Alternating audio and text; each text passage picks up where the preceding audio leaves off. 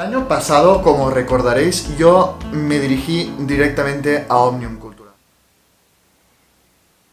Solo me limitaré a hacer una amable sugerencia a Òmnium Cultural. Aprendí a ver con las plantas, mejor novela del año 2018 publicada en catalán. Si lo digo, te estimo, Marta Oriols, love you forever and ever, and you stay in my heart and I will love you. Pero tan solo es una sugerencia, sin presiones. Efectivamente, el Premi Òmnium a la mejor novela del año escrita en catalán fue para Aprendre a parlar amb les plantes de Marta Oriols. No sé si tuvo nada que ver mi amenaza velada, pero muy bien por vosotros, Òmnium. Hicisteis lo correcto, yo os felicito. Ya estamos en 2019, Òmnium. Es otro año. Y aquí tenéis mi recomendación, si queréis, para el premio de este año. Persecució de Toni Sala. Haced el favor, porque no le dieron el premio Llibreter, por lo que sé, porque se publicó demasiado tarde y no entró en el plazo para ser considerado. Porque tela. Le dieron el premio a una novela que tela. Habiendo Persecució de Toni Sala, tela. Pero obviamente es una recomendación. Vosotros veréis lo que hacéis. Persecució de Toni Sala. Persecució de Toni Sala. Persecució de Toni Sala. Persecució de Toni Sala. Persecució de Toni Sala. Benvinguts a Entre Lletres.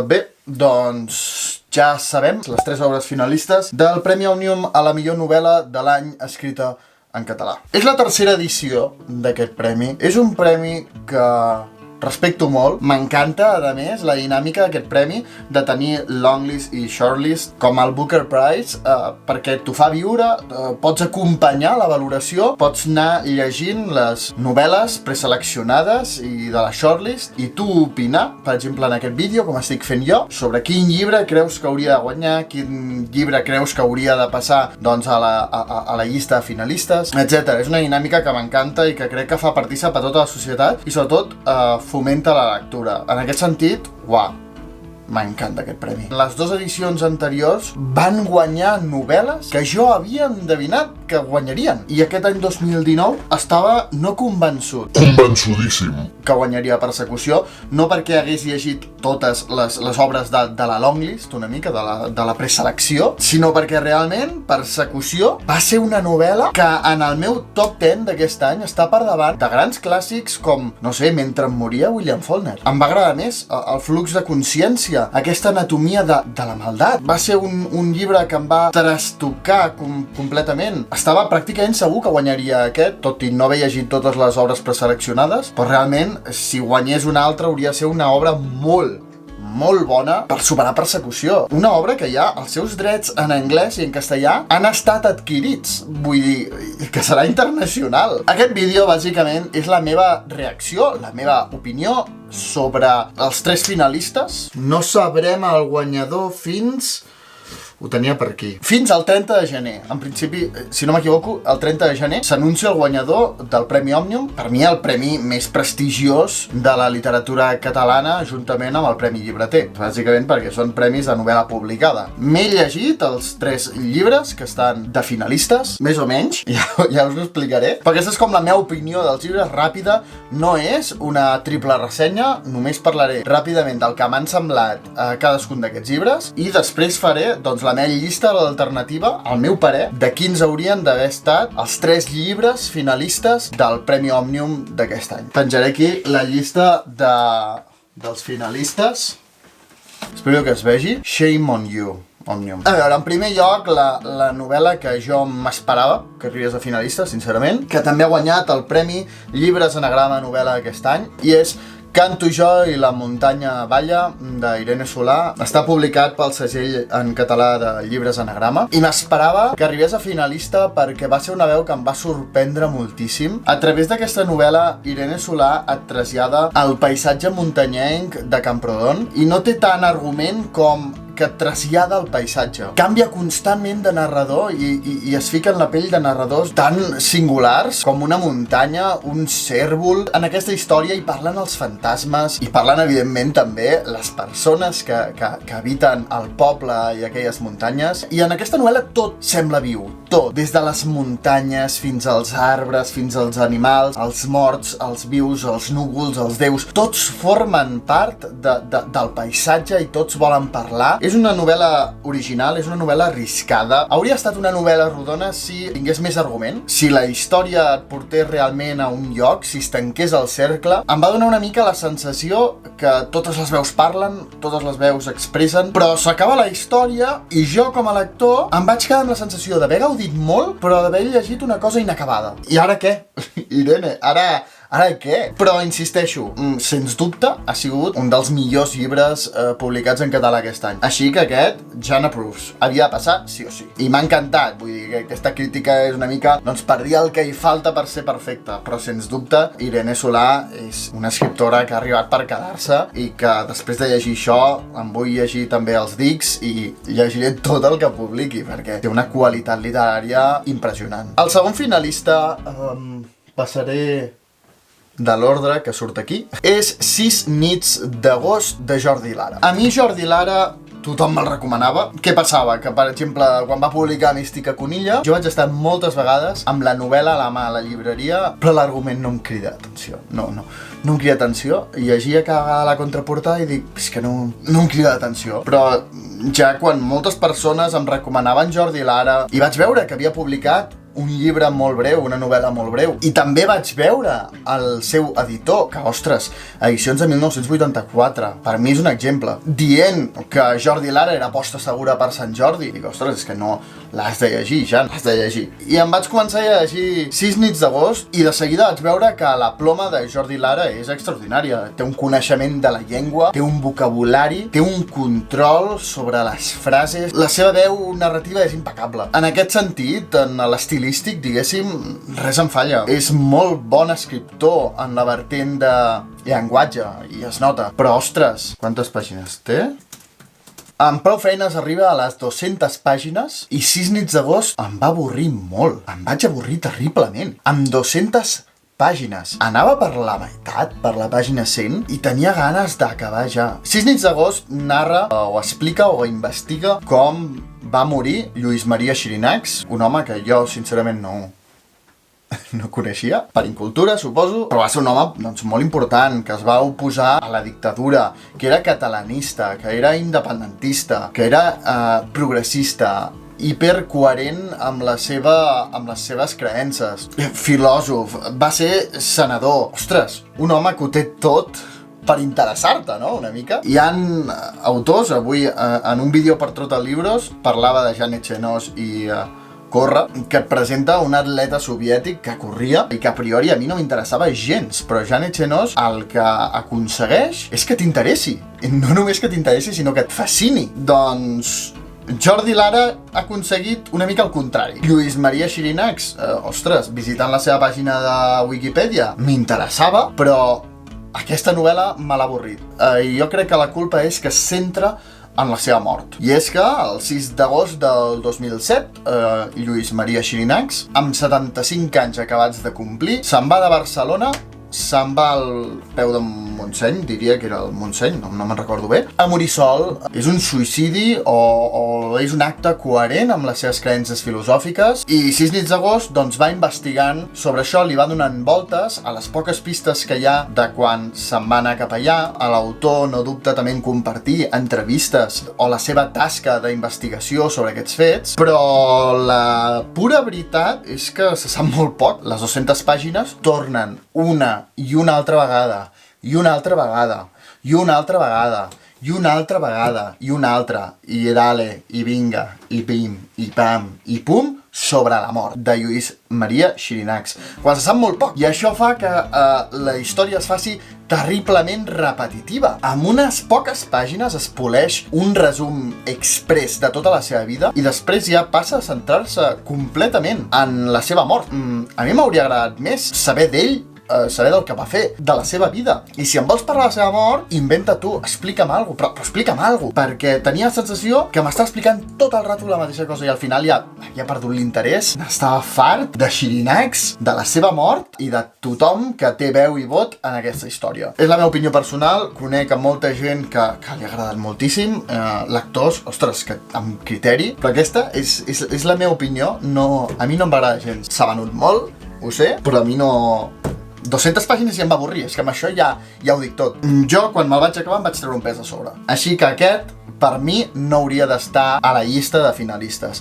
Potser sí a la preselecció, pel que dic, és un home que sap escriure, però jo mai l'hauria deixat entrar a la llista dels 3 finalistes. I finalment, la meva sorpresa, Persecució no va aparèixer a la llista de finalistes, i en canvi va aparèixer una novel·la que, sincerament, jo ni n'havia sentit parlar. Va ser una mica com el llibreter, quan va sortir aquella novel·la que es deia novel·la, valgui la redundància, que em vaig quedar com... Ostres, que bé, m'ha sorprès el premi. Tindré oportunitat de llegir una novel·la que no m'anava a llegir, ni sabia de ser existència, però serà una passada, perquè ha guanyat la persecució. Així que el primer que vaig fer quan me'n vaig assabentar de la llista dels 3 finalistes va ser anar a la llibreria més propera i comprar-me un exemplar de L'esperit del temps de Martí Domínguez, publicat per Proa. El vaig abandonar, quan portava poc més de la meitat. Havent pagat una tapa dura. 19,50. No em va agradar. Ostres, al principi sí que em va cridar l'atenció. El protagonista de L'esperit del temps és un científic inventat. Crec que està inspirat en un científic real, però que és inventat completament. Un científic nazi, d'origen austríac, en el moment de la desfeta dels alemanys a la Segona Guerra Mundial, quan ja està en mans dels russos, i els russos, per decidir si havien de viure o havien de morir, doncs agafen a tots els presos que tenen allà alemanys i els conviden a escriure les seves memòries i de si se'n penedeixen d'algú o no. I aquell llibre representa que és aquest científic que quan els russos li diuen això, doncs es posa a escriure les seves memòries de què va fer ell al llarg de l'ascens, de l'expansió i del règim nazi. És un científic que mai ningú li havia fet cas, però que ell sostenia, mitjançant l'observació del comportament dels animals, que les diferents espècies, les diferents races, no s'havien de barrejar perquè quan es barrejaven, el fruit d'aquesta unió agafava el pitjor de les dues espècies. Què passa? Que això, aquesta teoria, al règim nazi doncs li interessa molt per la segregació, concorda perfectament amb les seves teories de la raça ària. I és tot això, una memòria d'aquest científic que parla doncs de les seves teories, de les seves converses amb altres científics alemanys, del seu ascens gràcies als nazis i que les seves teories li anaven bé, i doncs tot el rato no justifica, diu, ostres, em vaig equivocar, ho vaig fer sabent-ho, però no vaig fer res, Aquí fins i tot em vaig apuntar la cita d'Edmund Burke, que a mi m'encanta, que diu perquè el mal triomfi només es necessita que els bons no facin res. Doncs ell tenia una consciència i de vegades tenia la sensació del que estava fent no era bo, no era correcte, però ho seguia fent doncs perquè li convenia, perquè anava ascendint. Abans ningú li feia cas i ara, ostres, era el degà o no sé quin càrrec que aconsegueix a la universitat. Què és el que no m'agrada d'aquesta novel·la? A mi em dóna la sensació que el senyor Martí Domínguez ha fet una ingent tasca d'investigació sobre els científics que van corroborar i que van recolzar amb suposades tesis científiques doncs l'existència de raça ària superior a les restes de races, a la superioritat alemana, a la inferioritat dels jueus, etc. Ha investigat molt sobre això i quan va acabar la seva tasca d'investigació va dir ara escriuré una novel·la sobre això. I el problema és que es nota moltíssim. S'inventa aquest científic i bàsicament és un llibre on va parlant amb tots els científics i va compartint idees amb tots els científics reals, perquè l'únic personatge inventat és el protagonista, tots els científics amb els que parla eren reals i tenien aquestes idees, i comença a exposar doncs tot el pensament, totes aquestes tesis científiques. Gairebé no ho dissimula. Sí, ens vam mudar allà perquè m'oferien aquesta feina i la meva dona va deixar feina. Però un dia em vaig trobar aquest científic i 30 pàgines de conversa amb aquest científic. Després aquest científic desapareix. Següent capítol, Una festa, vaig posar a parlar amb aquest altre científic i 30 pàgines més d'aquest científic. I així tot el llibre. Tenia la sensació que no avançava. Era tot el rato així, conversa amb científic i al final del capítol dir i jo potser vaig pensar que ho feia incorrecte, però igualment vaig fer això. Mea culpa. Següent capítol, conversa amb científic i la mateixa reflexió final. I no tenia sensació d'avançar, no tenia sensació de conèixer el protagonista. És més, el trobo molt incoherent. I no avançava, simplement són més converses, la mateixa reflexió, i anar en cercle, cap complexitat en els personatges, res de la vida personal d'aquest home. No en sabia res, simplement avançava a través de converses amb científics. Així que a la meitat, avorrit ja d'aquest cercle constant, que em recordava una mica 6 nits d'agost, perquè 6 nits d'agost també és tot el rato amb la mort dels Xirinacs una i una altra vegada. Doncs aquí és anar entrevistant a tots els científics nazis. La diferència, evidentment, és que 6 nits d'agost té 200 pàgines i aquesta té 400 i pico. I a la meitat em vaig rendir. Jo és difícil que abandoni els llibres, m'agrada arribar fins al final, però no tenia cap esperança que solucionés. Veia que era completament lineal, que no avançava. I tampoc m'interessava com acabava, si viu o mor aquest personatge, perquè tenia la sensació que no el coneixia. M'era completament igual. En aquest personatge només hi veia l'excusa de Martí Domínguez per ensenyar-nos tot el seu coneixement sobre aquest tema. Podria arribar a ser interessant aquest tema, però hòstia, escriu un assaig. Sí que el compri qui vulgui llegir sobre aquest tema, però una novel·la ha de funcionar mínimament en quant a narració. I per mi l'esperit del temps no funciona per res. I no aconsegueixo entendre com pot haver arribat a finalista. Aquesta no entenc ni per la preselecció, però com a finalista ja, jo no ho entenc. No sé qui ha sigut el jurat d'aquest any, fins ara havia estat completament d'acord amb tots els guanyadors. No entenc com algú ha llegit aquest llibre i ha llegit aquest altre i ha arribat a la conclusió que aquest és superior. No ho aconsegueixo entendre.